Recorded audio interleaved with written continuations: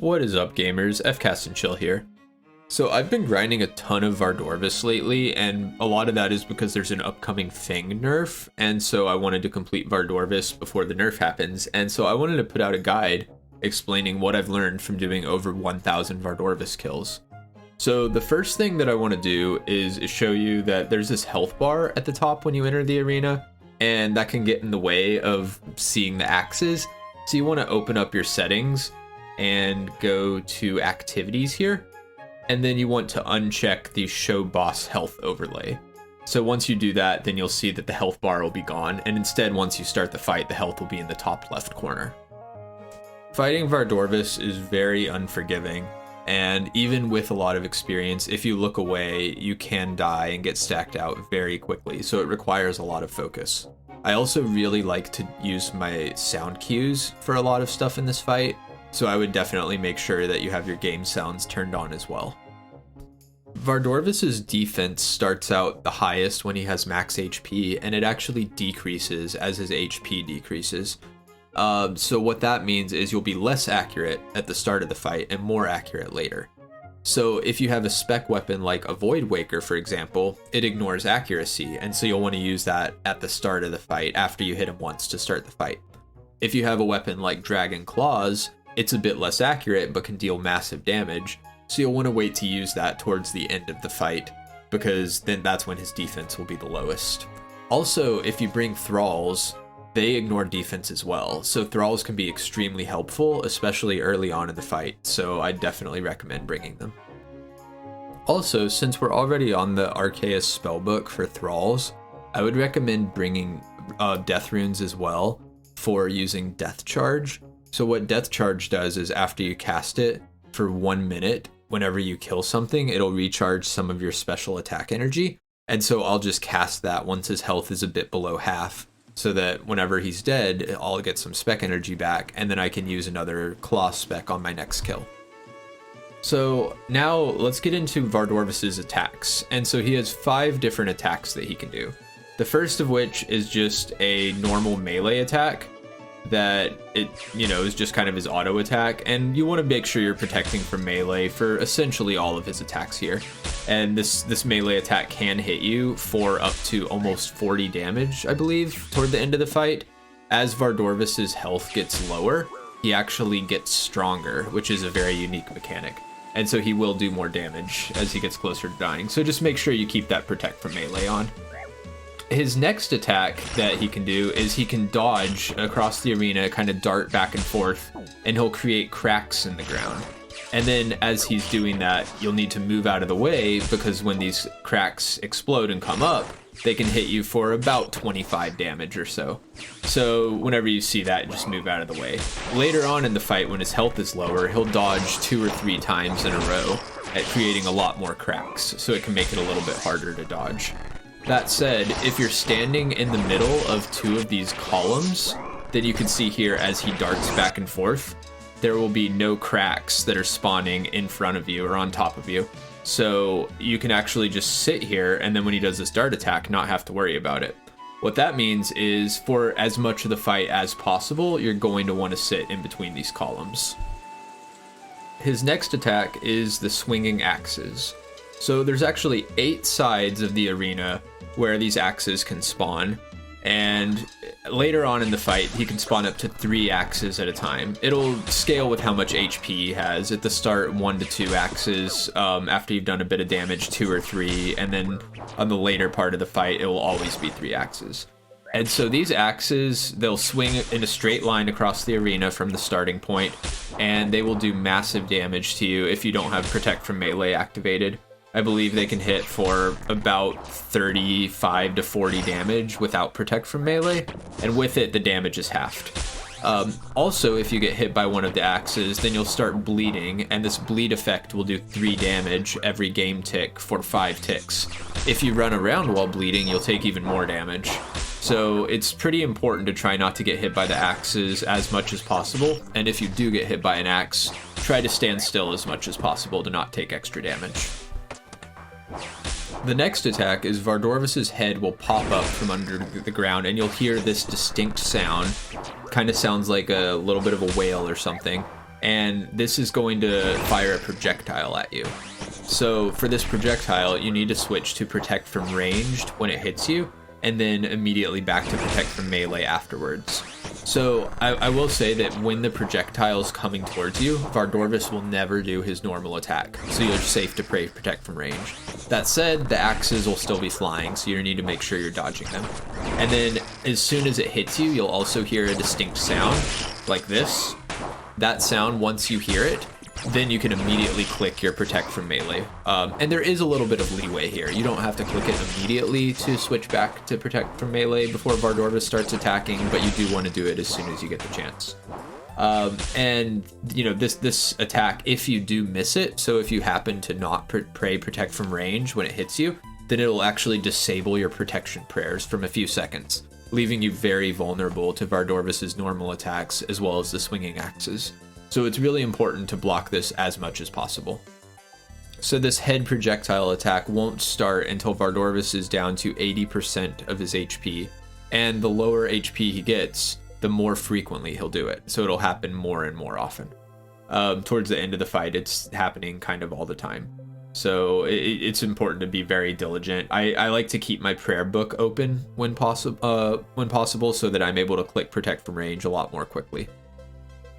Another important thing is, a lot of the time with everything going on, it's pretty hard to see when the head comes up. You know, it might be hidden behind Vardorvis or some axes. So I use the sound cue to make sure that I'm able to switch to protect from range. So when you hear the projectile sound, when it first launches, change to protect from range. Then as soon as you hear that slapping sound, back to melee. Also, no matter where the head pops up in the fight arena, it will always take the same amount of time to get to you and hit you. So you have, you know, whether it pops up right next to you or across the entire arena, the projectile will hit you at the same time. Vardorvis's last attack is where he will lift his arm up and plunge it into the ground, and then you'll be stuck and have to click on some red dots on your screen to get untangled before you can do anything else. And when this happens, if you don't click them all within 5 seconds, you'll take massive damage. So one thing about this is, if you right click Vardorvis right as he starts the animation, then click attack once the red screen starts to come up, then you will continue attacking Vardorvis as you click on these red dots. So once you get kind of used to it and can recognize it quickly, you want to be able to do that right click and then attack once the screen comes up. And the amount of time you have to click all the red dots that come up is pretty lenient, so you don't have to be super precise or quick with your clicking. Just do it as fast as you can and then, you know, get back to the fight. So not a huge thing to stress about. You can also eat while doing it, so if your health is low and you're clicking on some of the dots, you can click a piece of food and then go back to clicking them. So that's all the basic mechanics of the Vardorvis fight, and now we need to talk about some of the techniques that you need to do to be able to survive all this. And the first of which is axe dodging. So with precise timing, it actually is possible to never get hit by the axes, no matter where you are in the arena. But you need to make sure you run out of the way or run through them at the right time, which can be pretty challenging to learn. So if you remember, I mentioned that you should be camping in between two of these columns so that his sliding attack, you know, where he cracks the ground, won't hurt you. So what I've done is I've marked these 3 tiles here. So there's the one in between the columns and then the 2 kind of diagonally from it. And what happens is, if an axe spawns on you on your location in between those columns, then what you can do is click to one of these marked tiles off to the side, and then once your character starts to move, click back, and then you will dodge the axe that is spawned on you. This even works if there's another axe next to you towards where you're going. So as you can see here, I'm dodging over to the side and then going back. So whenever, you know, multiple axes spawn on you or on you and near you, you can do this timing method to get out of the way. Another really tricky situation is if you're sitting here in between the columns and you have 3 axes in a row spawn across the arena. What I do for this then is you have to listen for a sound cue. Once you hear 4 swings from the axes, immediately then click on one of these other marked tiles, and then once you move back to your starting location. So as you can see here, I wait for the 4 swings, click, and then click back. And then that will dodge it every time successfully. The axe dodging will take a lot of practice, and as I was starting to learn Vardorvis, I did die a lot because it's pretty unforgiving. But, you know, if you just keep trying to practice it, you will get the rhythm for it down eventually, and your brain will get a lot more efficient at realizing, oh, okay, with these 3 axe spawns, I need to move here and then back to here to dodge everything. So a lot of it is just practice, and I'll have a lot of examples later. But if you can, you know, stay in the starting position and do those axe dodges, then that'll be a good starting point and you'll get it down. The hard part comes with having to do that axe dodging while focusing on everything else going on. So now we have to put everything together to be able to do some kills. So typically during the fight, I'll keep my mouse hovering over Vardorvis so that I'm able to right click him quickly if he shoves his tentacle into the ground. But I also keep my prayer book up so that if he does do the move where his head comes up and the projectile fires, you're able to click protect from range quickly. And then one thing that once the head does come up and launch a projectile at you, I do click protect from range, but then I will, you know, be ready to click protect from melee as soon as I hear that sound of it hitting me. But while, you know, having my mouse hover over protect from melee, I'm staring at my character model to make sure no axes spawn on me. And if they do, what you need to do is immediately move out of the way and click protect from melee, essentially like back to back. So as you can see here, I have a couple examples of me doing that. The projectile's coming to hit me, and right as it does, I click protect melee and click off to the side to move out of the way of the axe. And you don't actually have to click on the marked tile that I have to go off to the side. You just kind of have to click over to the right somewhere or over to the left. And so you can click protect from melee and very quickly just move your mouse up and click somewhere on the screen, as you can see I'm doing here. Again, this is going to take some practice to do, but it's important to learn so that you can actually block his prayer and then switch back to protect from melee and not get hit by an axe. So to summarize, keep your mouse pointer over Vardorvis so that you're ready to right click on him if he does his move where he shoves his tentacle into the ground, but keep your prayer book open. When you see the projectile, change to protect from range as soon as you can and stare at your character model to make sure no axes are spawning on you. Then, you know, click protect from melee after the projectile hits you and move out of the way if needed. Also, you know, it's very possible to take lots of burst damage in this fight, especially later on when these special attacks are coming out very rapidly. And so if you're not going for a PB or a really good time, I would try to eat up earlier in the fight. So while Vardorvis is still over, you know, 33% or over 50% health, you should try to eat up to get your HP pretty high for that later part of the fight. Later in the fight, towards the end, if you notice that Vardorvis has stopped swinging his axes for a little bit, then this means that he's about to shove his tentacle into the ground. So get ready to right click. As you can see here, there's a lot going on, and then everything suddenly stops, and that means he's about to do that attack. Also, after he does shove his tentacle into the ground and you click all the red dots, this resets the timer or the cooldown on the head spawning and popping up and launching a projectile at you. So towards the end of the fight, when he does this attack, once you click all the red dots and you're not entangled anymore, then you can expect the projectile to be coming very soon. So get ready to click that. Towards the end of the fight, when you're wanting to switch to a spec weapon like claws if you've been bringing them, it can be challenging to find time to do that. I recommend waiting until he launches some axes and you're safe against them, and then you can use that time to switch. Or also wait until he's launched his projectile and you've successfully prayed against it and switch back to protect from melee. You know that there will be a slight delay before he does this attack again, and so then you'll have time to switch your weapon and click your special attack. Now I'm going to do a few example kills and talk through my thought process and what I'm focusing on as I do them, just to show you guys how this looks in practice. I want to do one or two that are a bit more hectic, and then maybe a kill that's a bit more relaxed that, you know, doesn't go as crazy toward the end. So let's go ahead and get into that. So let's go ahead and look at a kill where nothing too crazy happens. So I'm just going to start off the fight here, drinking my super combat, putting Pray from Protect from Melee and Piety on, and summoning my Thrall.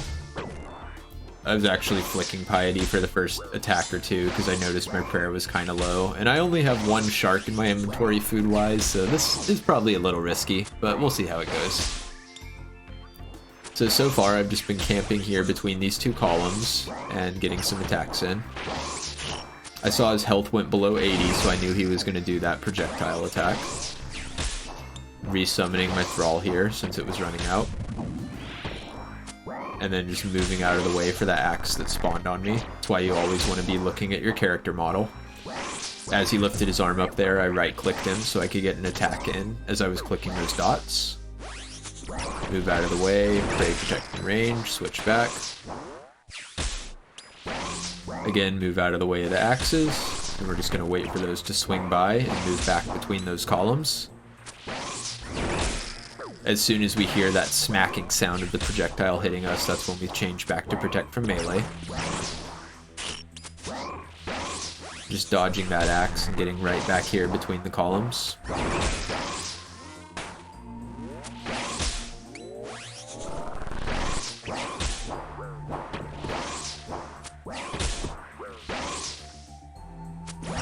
Now that his health is getting fairly low, I'm gonna do a claw spec before too long.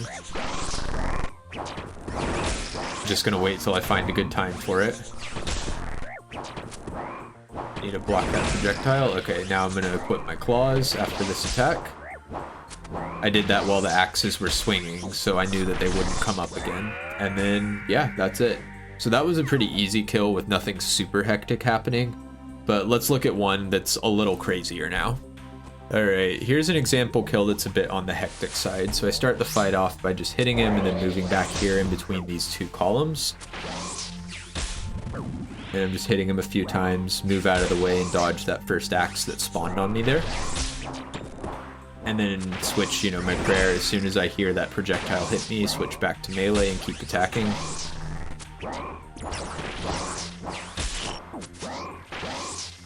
As I see him lift up his tentacle to shove it down, I right-click so I can get an attack in there. Again, the projectile comes up and I block it and switch back to melee. And he's already down to half health, so this has gotten a pretty good start.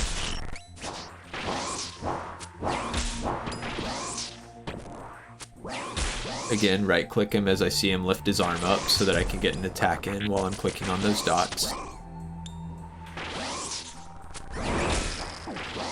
So here, I'm counting the axe swings. Let's watch that part one more time. So you can see that he launches his projectile, so I switch to protect from range.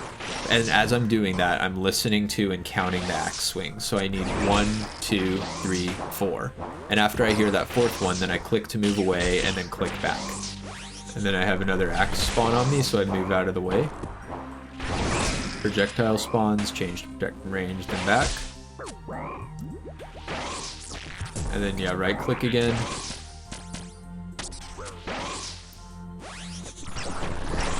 And so, since I had just done the strangle effect, I knew a projectile was coming out there.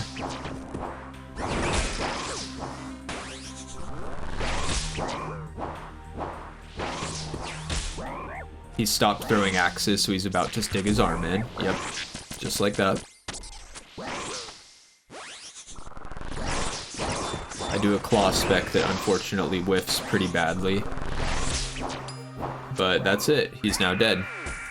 So that was a bit of a hectic kill, especially with the 3 axes coming at once, but it goes to show that, with enough practice and focus, you can do this and get through these kills. I was dying a lot when I started out, and now I can have, kills that end up looking like that and still not mess up at all. So really just stick with it, practice your axe dodging, practice the timing, listen to all the sound cues since those are going to help out so much. The sound cue of the projectile being launched, the sound cue of the projectile hitting you, as well as counting for 4 axe swings when they're swinging from the opposite side of the course. So really, that's about it.